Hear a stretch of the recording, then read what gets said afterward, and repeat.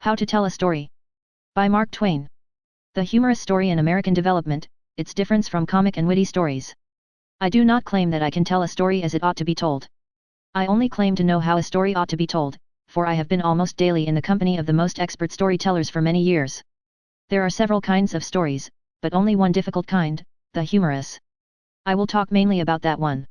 The humorous story is American, the comic story is English, the witty story is French. The humorous story depends for its effect upon the manner of the telling, the comic story and the witty story upon the matter.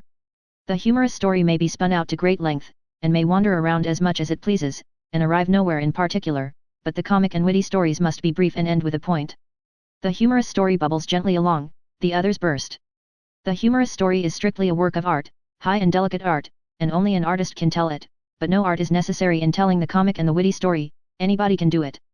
The art of telling a humorous story, understand, I mean by word of mouth, not print, was created in America, and has remained at home.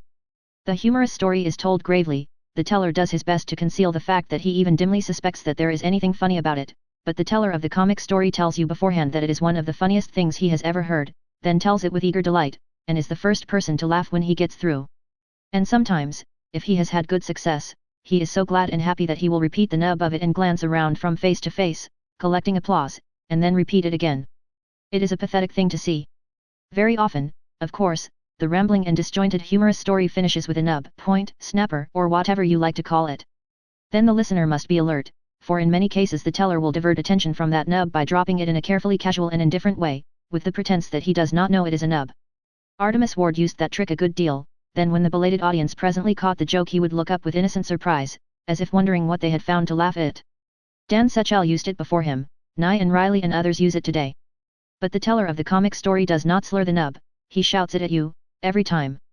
And when he prints it, in England, France, Germany, and Italy, he italicizes it, puts some whopping exclamation points after it, and sometimes explains it in a parenthesis. All of which is very depressing, and makes one want to renounce joking and lead a better life. Let me set down an instance of the comic method, using an anecdote which has been popular all over the world for 12 or 1500 years. The teller tells it in this way. The wounded soldier. In the course of a certain battle a soldier whose leg had been shot off appealed to another soldier who was hurrying by to carry him to the rear, informing him at the same time of the loss which he had sustained, whereupon the generous son of Mars, shouldering the unfortunate, proceeded to carry out his desire. The bullets and cannonballs were flying in all directions, and presently one of the latter took the wounded man's head off, without, however, his deliverer being aware of it. In no long time he was hailed by an officer, who said, "Where are you going with that carcass?"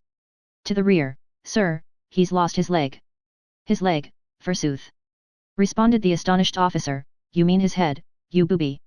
Whereupon the soldier dispossessed himself of his burden, and stood looking down upon it in great perplexity.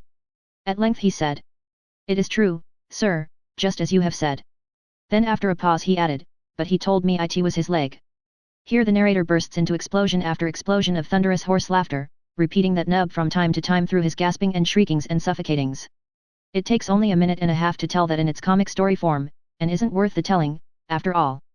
Put into the humorous story form it takes 10 minutes, and is about the funniest thing I have ever listened to, as James Whitcomb Riley tells it. He tells it in the character of a dull-witted old farmer who has just heard it for the first time, thinks it is unspeakably funny, and is trying to repeat it to a neighbor. But he can't remember it, so he gets all mixed up and wanders helplessly round and round, putting in tedious details that don't belong in the tale and only retard it, taking them out conscientiously and putting in others that are just as useless, making minor mistakes now and then and stopping to correct them and explain how he came to make them, remembering things which he forgot to put in their proper place and going back to put them in there, stopping his narrative a good while in order to try to recall the name of the soldier that was hurt, and finally remembering that the soldier's name was not mentioned, and remarking placidly that the name is of no real importance, anyway, better, of course, if one knew it, but not essential, after all, and so on, and so on, and so on. The teller is innocent and happy and pleased with himself, and has to stop every little while to hold himself in and keep from laughing outright, and does hold in, but his body quakes in a jelly-like way with interior chuckles, and at the end of the 10 minutes the audience have laughed until they are exhausted, and the tears are running down their faces. The simplicity and innocence and sincerity and unconsciousness of the old farmer are perfectly simulated, and the result is a performance which is thoroughly charming and delicious. This is art, and fine and beautiful, and only a master can compass it, but a machine could tell the other story. To string incongruities and absurdities together in a wandering and sometimes purposeless way, and seem innocently unaware that they are absurdities, is the basis of the American art, if my position is correct. Another feature is the slurring of the point. A third is the dropping of a studied remark apparently without knowing it, as if one were thinking aloud. The fourth and last is the pause. Artemus Ward dealt in numbers 3 and 4 a good deal. He would begin to tell with great animation something which he seemed to think was wonderful, then lose confidence, and after an apparently absent-minded pause add an incongruous remark in a soliloquizing way, and that was the remark intended to explode the mine, and it did.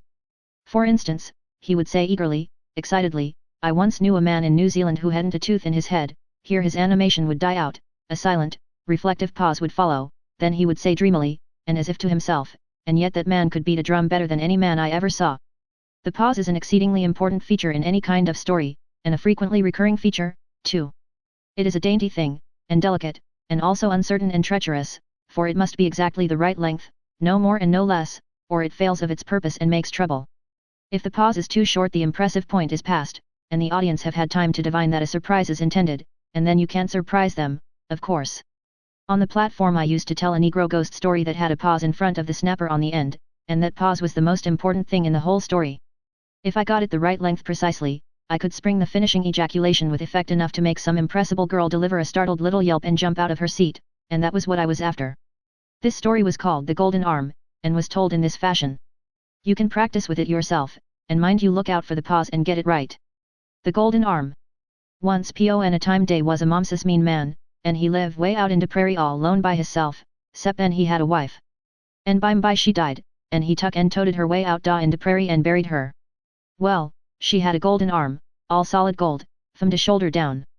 He was powerful mean, powerful, and dat night he couldn't sleep, case he want dat golden arm so bad.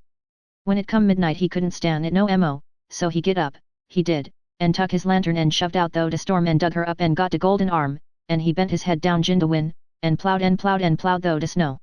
Den all on a sudden he stop, make a considerable pause here, and look startled, and take a listening attitude, and say, my lan, what's dat? And he listen, and de wind say, set your teeth together and imitate the wailing and wheezing sing-song of the wind, bzzzzzzzzz, and den, way back yonder where de grave is, he hear a voice all mix up in de wind, can't hardly tell part, bzzz, zzz, who, got, my, golden arm. You must begin to shiver violently now.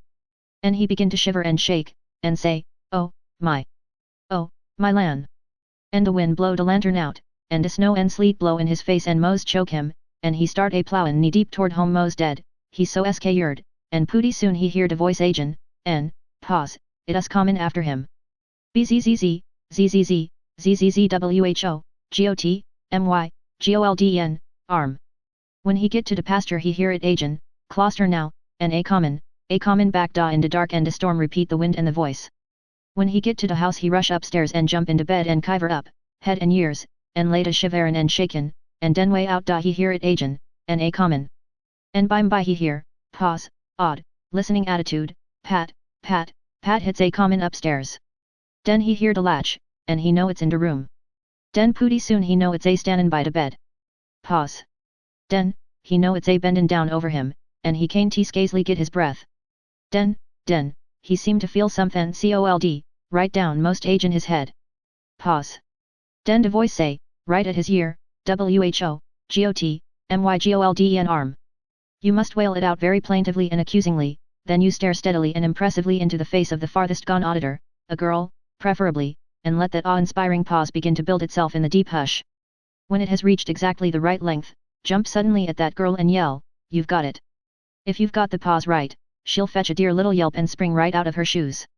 But you must get the pause right, and you will find it the most troublesome and aggravating and uncertain thing you ever undertook.